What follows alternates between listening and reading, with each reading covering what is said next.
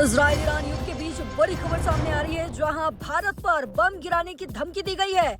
पाकिस्तान ने दी गीदड़ भभकी, पाक के पूर्व हाई कमिश्नर की गीदड़ भभकी, कहा मुंबई और दिल्ली पर बम गिराना चाहिए। तो ये बड़ी जानकारी साझा करें आपसे, जहां इजराइल और ईरान में लगातार युद्ध जारी है। तो इसी बीच पाकिस्तान के पूर्व हाई कमिश्नर अब्दुल बासित ने भारत को लेकर एक विवादित बयान दिया है। उन्होंने एक काल्पनिक स्थिति का जिक्र करते हुए कहा कि अगर अमेरिका पाकिस्तान पर हमला करता है तो पाकिस्तान को भारत को निशाना बनाना चाहिए। जो है वो मुंबई और दिल्ली को छोड़ेंगे नहीं और मुंबई और दिल्ली पे हम अटैक कर देंगे। मतलब इस किस्म की फजूल बातें जिसका ना सर है ना पैर है, जिससे ना आप अफोर्ड कर सकते हैं। और अब कुछ पाकिस्तानी बोल रहे हैं कि भाई अगला टारगेट ईरान के बाद में पाकिस्तान का नंबर है। अब सुनो, ये अब्दुल चचा जो हैं बोल रहे हैं कि भाई अगर ऐसा हुआ कि अगर इजराइल ने पाकिस्तान पे हमला किया या फिर अमेरिका ने पाकिस्तान पे हमला किया या फिर किसी और देश ने भी पाकिस्तान पे हमला किया, हम तो भारत के ऊपर हमला करेंगे। मतलब भले ही भारत हम पे हमला करे ना करे, अगर अमेरिका ने हम पे हमला किया या फिर इजराइल ने हमला किया, हम भारत पे हमला करेंगे।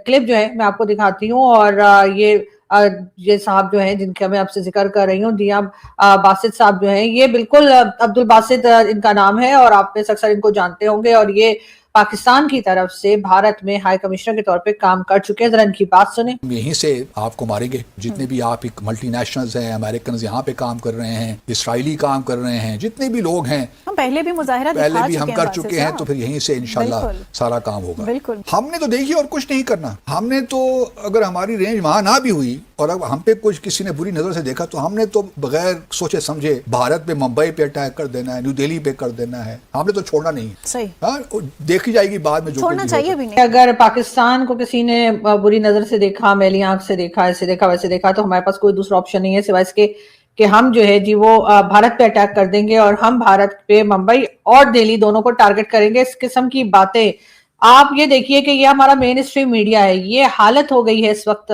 पाकिस्तान के मेन स्ट्रीम मीडिया की कि इस किस्म की बातें, इस किस्म की बकवास जिसे कहना चाहिए, वो टीवी चैनल्स पर की जा रही है। अब इस मूर्ख आदमी को ये नहीं पता कि इंडिया ना इजराइल है ना अमेरिका है, इंडिया इंडिया है। इंडिया एक ऐसा कंट्री है जिसने अपनी शर्तों पर ऑपरेशन शुरू किया और अपनी शर्तों पर ऑपरेशन खत्म कर दिया।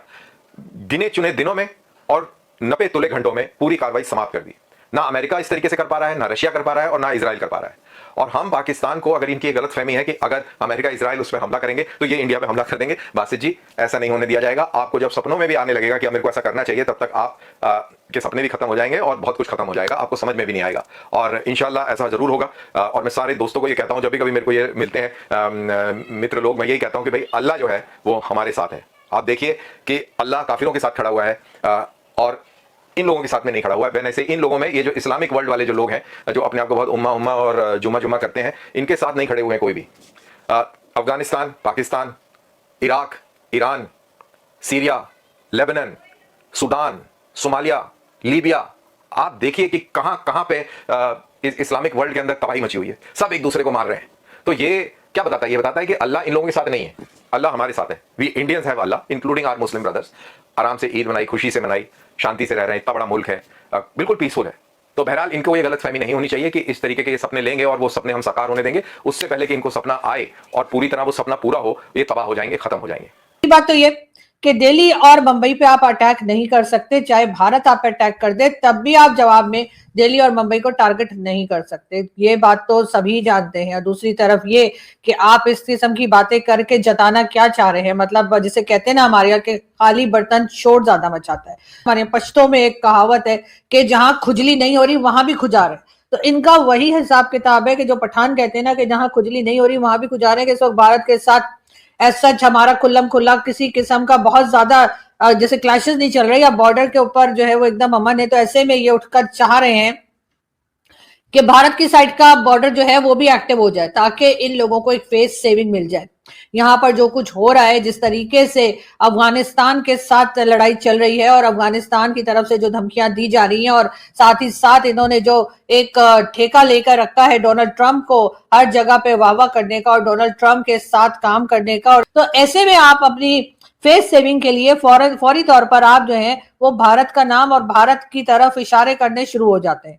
उससे आपको लगता है कि शायद भारत के नाम पर हमारे यहाँ जो लोग हैं उनके बड़े खून खौल जाएंगे और वो कहेंगे कि भाई ऐसे कैसे हो रहा है और भारत तो हमारा दुश्मन है, भारत तो हमें खा जाएगा, भारत के साथ तो हमने 4 जंगें लड़ी हैं और क्या कुछ जो चूरन आप बेचा करते हैं, मगर अब वो चूरन बिकना बंद हो गया है। अब जो नई जनरेशन आई है उसको काफी चीजें समझ में आ चुकी हैं, उसको ये भी पता लग चुका है कि कब कब कौन सी जंग हुई और कब कब कौन सी जंग हमने जीती या हमने हारी या हमने क्या किया, हमने शुरू किया किसी और ने शुरू की।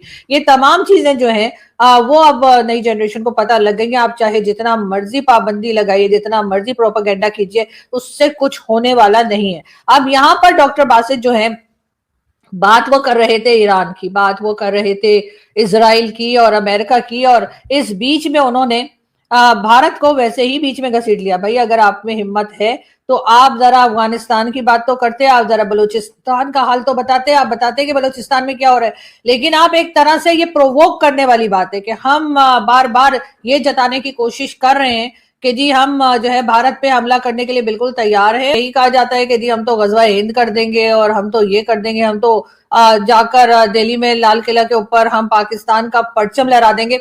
जरूर लहराइएगा, बिल्कुल लहराइएगा। मैं कहती हूं कि बिल्कुल अगर आप में हिम्मत है और आप वाकई समझते हैं कि आप ये सब कुछ कर सकते हैं तो आप ऐसा कीजिए कि आप दिल्ली के लाल किला पे जाकर पाकिस्तान का परचम लहराइए। लेकिन उससे पहले जरा यही परचम लेकर बलूचिस्तान चले जाइए, बलूचिस्तान में जाकर जरा पाकिस्तान का परचम लहराइए, वहां पर जाके जरा पाकिस्तान के लिए नारे लगाइए, पाकिस्तान की हुकूमत के लिए नारे लगाइए, पाकिस्तान की जो मिलिट्री है उसके लिए नारे लगाइए, पाक फौज जिंदाबाद के नारे वहां जाके लगाइए जरा, तो आपको पता चलेगा कि असल में वहां पर हो क्या रहा है, वहां पर लोग कितने नाराज हैं, वहां पर लोग बिल्कुल आपसे बात करने के लिए, आपकी शक्ल देखने के लिए तैयार नहीं है।